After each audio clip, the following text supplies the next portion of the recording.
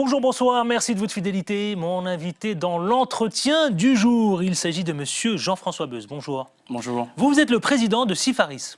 Oui, tout à fait, oui. Qu'est-ce que c'est en deux mots, Sifaris? Sifaris, une société spécialisée dans le monde cybersécurité, donc tout ce qui est audit d'intrusion et investigation numérique.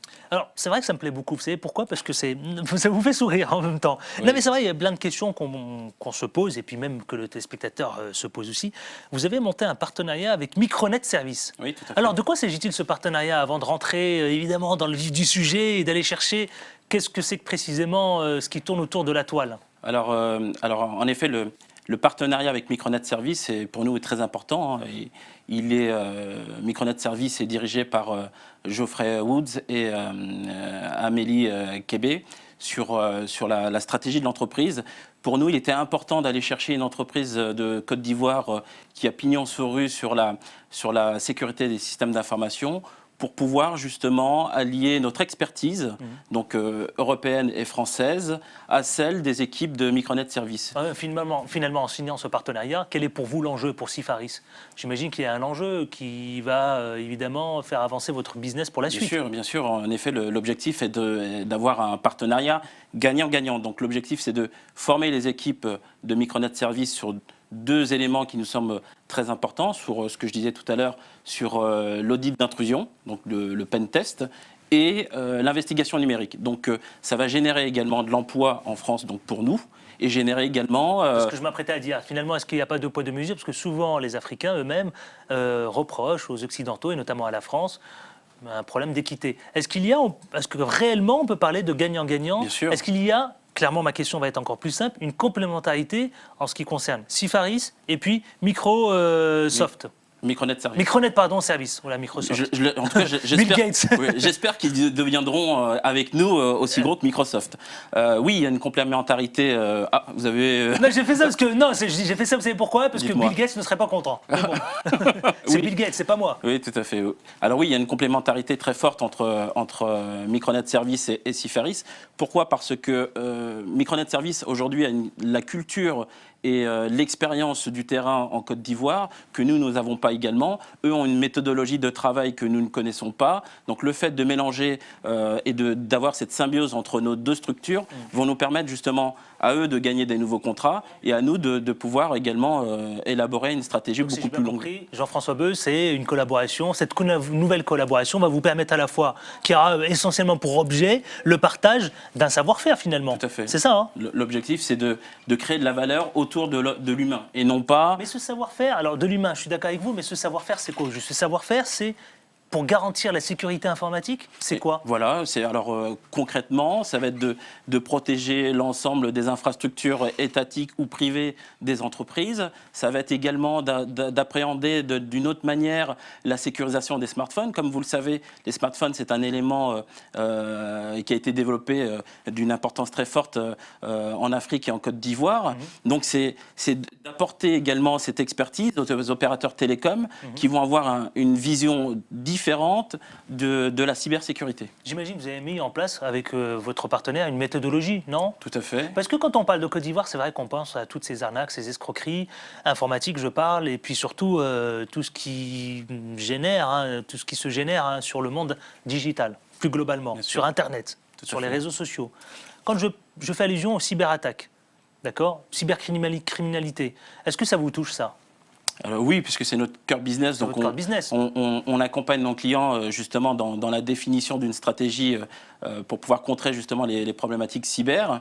En effet, il y a des attaques d'Afrique vers d'autres pays sur des attaques un peu plus sophistiquées que d'autres.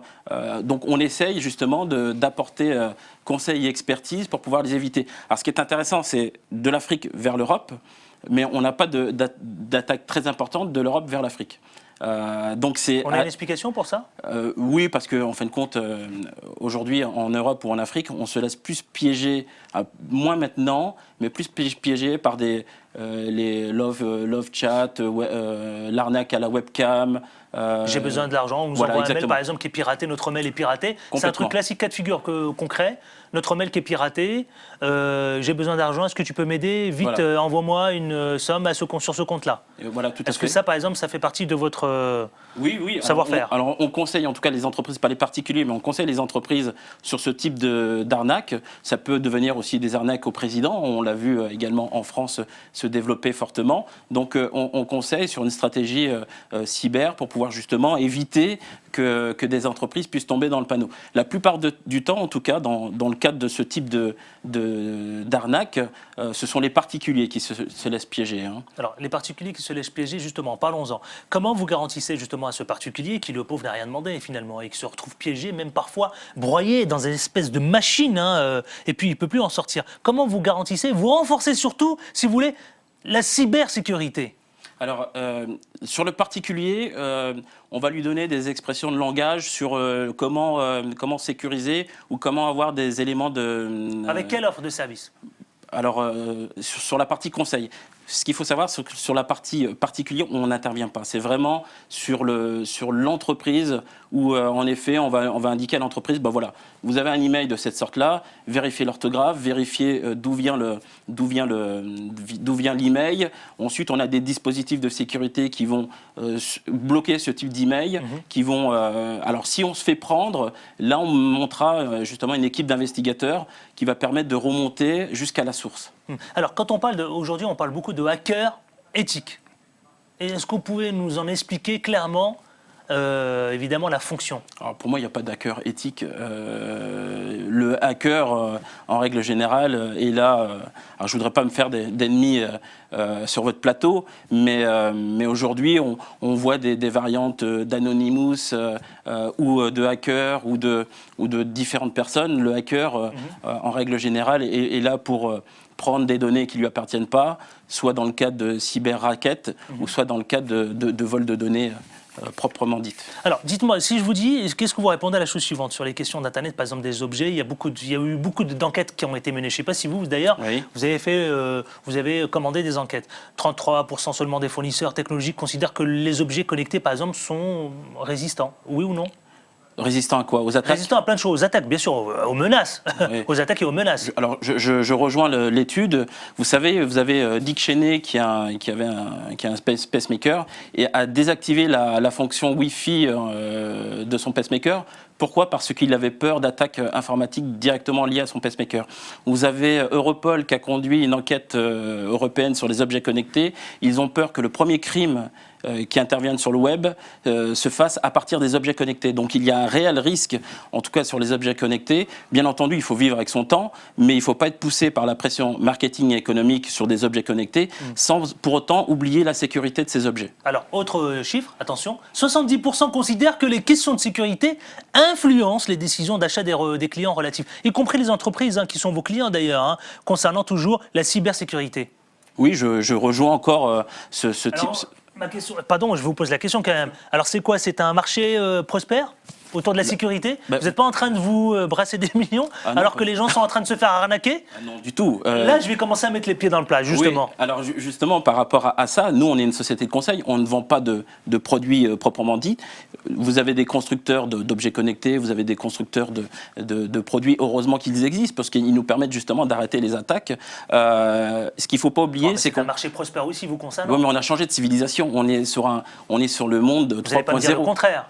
Oui, on est sur, c'est un marché qui est prospère. Plus on va aller sur le numérique, on est sur un plateau de télé. Demain, c'est pas dit que vos systèmes de flux vidéo ne soient pas piratés. Donc finalement, c'est un marché de la sécurité. Oui, tout à fait. Vous, ça vous va bien?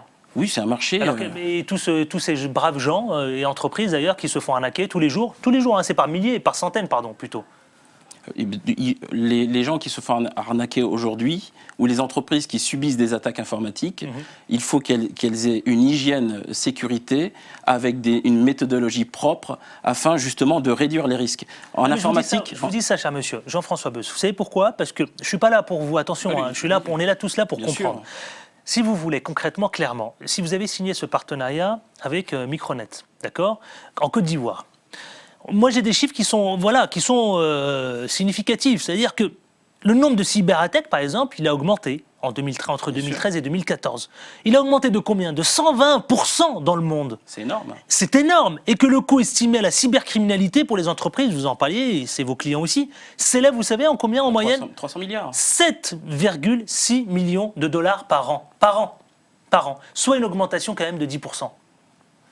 Donc c'est pour ça, c'est pour ces raisons-là que je vous parle de marché prospère. Et d'un côté, il y a là, pour le coup, on peut parler de 2 poids 2 mesures. Je vous mentirais si je vous disais que c'était pas un marché prospère. Oui, c'est un marché prospère.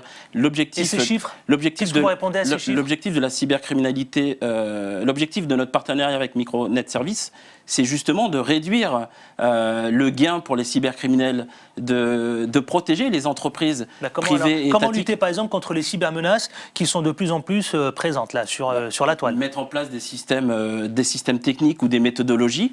Je vous prends un exemple. Méthodologie, on peut s'appuyer sur des types ISO 27001 qui permet justement, qui permet d'avoir une gouvernance du système d'information, mais pas de garantir une sécurité à 100%. Une sécurité à 100%, ça n'existe pas. Alors vous savez ce que disent les spécialistes, soyez très attentifs, ils disent que les cyberattaques, souvent invisibles d'ailleurs, sont une menace floue, impalpable. Les échos d'ailleurs que tout le monde essaye de relayer aux incidences directes et concrètes rendent forcément ce travail plus compliqué. Alors je ne vois pas très bien comment vous allez le rendre plus cohérent. Alors sur les attaques qui sont de plus en plus compliquées à détecter, justement notre objectif c'est d'identifier les signaux faibles.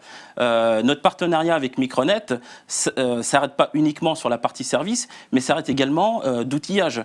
On prend l'outillage Guidance Cybersecurity Analytics, justement ça permet, cet outil permet de bloquer l'ensemble des attaques survenant sur un réseau informatique d'une entreprise. On ne parle pas de particuliers, on est plutôt penché sur les entreprises privées ou publiques. S'il y a des entreprises qui viennent vous voir, vous, un des clients que vous rencontrez, il vous dit écoutez, clairement, moi, ça ne m'arrivera jamais. Vous leur répondez quoi? Parce que c'est vrai, c'est ce qu'on dit, c'est le premier réflexe. Moi, ça ne m'arrivera jamais. Mais il s'est peut-être déjà fait attaquer, mais il ne le sait pas. Donc, vous leur répondez quoi? C'est comme tort. Bien sûr qu'ils ont tort. C'est comme une assurance. Demain, si vous me dites, pardon, ah non, j'ai pas besoin d'assurance parce que je suis un superconducteur, un accident m'arrivera jamais. On va vous rigoler au nez. Donc, l'objectif, c'est justement de prendre des assurances, donc entre guillemets des entreprises comme Micronet Service ou Sifaris, pour pouvoir protéger le patrimoine informationnel. Et c'est ça qui est important aujourd'hui. Un mot, parce qu'on arrive bientôt au terme de cet entretien du jour. Un mot sur la cyberguerre, parce qu'on parle souvent de cyberguerre en ce moment. Oui. Est-ce que vous pouvez nous en dire quelques mots concernant ce mot qui a du sens d'ailleurs? Alors dans cyberguerre, il y a guerre. Qui dit guerre dit conflit entre deux pays. À partir du moment où vous rentrez en guerre, c'est l'affrontement de deux pays. Donc aujourd'hui, on a été victime. Alors non, il n'y a pas eu de déclaration de guerre entre un pays et un autre. Donc cyberguerre, c'est un grand mot où on met tout plein de choses dedans. Et aujourd'hui, on n'est pas en cyberguerre. Il y a des cyberattaques, mais on n'est pas en cyberguerre. Eh bien, merci infiniment. Rappelons à tous celles et ceux qui nous regardent, ça va très vite. Jean-François Beuz, vous êtes le président de Sifaris. Vous avez signé un partenariat avec Micronet Service. Merci d'être venu ici en parler. Merci à vous. Voilà, et je vous souhaite bon courage parce que là, je pense que c'est un marché effectivement prospère. Oui. Vous concernant. Allez, on se retrouve demain avec un autre invité. D'ici là, restez fidèles à Télé Sud. Bonne soirée à vous. Ciao, ciao.